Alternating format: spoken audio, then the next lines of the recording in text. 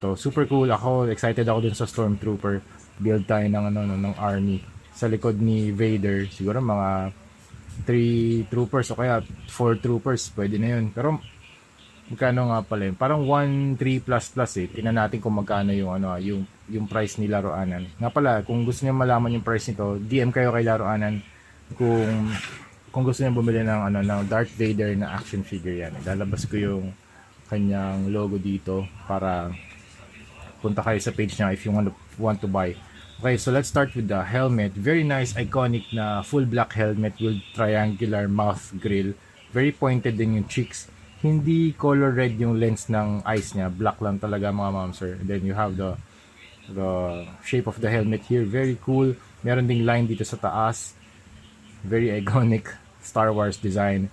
Then you have the cape. Yung cape niya, wired cape pa siya. And then soft goods, soft cloth. This one is yung kanyang armor plate. Tapos meron din siya inner suit, yung para siyang jumpsuit with pads para for a bulkier look. Very nice. Ang ganda ng pattern ng kanyang jumpsuit dito. Lahat to plastic mga ma'am sir. Iba't iba lang yung finish niya. So this one is matte, this one is gloss. Ito ito parang ang chain din yung appearance niya, pero I think plastic lang din to. Para lang din siyang chain. Hindi ko sure kung real chain ba siya. Parang hindi. Wala rin ako magnet dito to test it. Okay? The gloves are glossy too. Meron siyang belt and control boxes here sa chest, dito sa belt din, and you also have the silver buckle. Tapos dito sa kanyang crotch, it's a black piece. And then you also have the inner cape, inner soft good na wired din. So very cool na nag-incorporate sila ng iba't ibang materials dito kay Darth Vader. So you have different layers of plastic, different finishes.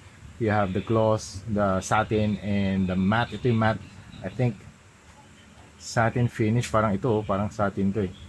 Okay? And then yun nga, nag-incorporate din sila ng cloth na wired pa. Okay, very cool.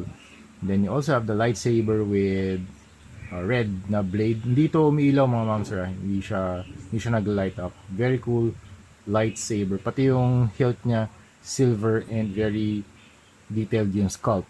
Okay, you also have the boots. You have the knee pads. Tapos ganda rin ang finish dito sa knee pads. So very glossy yung niya, yung boots niya. And then you also have the shoes for stability. Okay, tatayo naman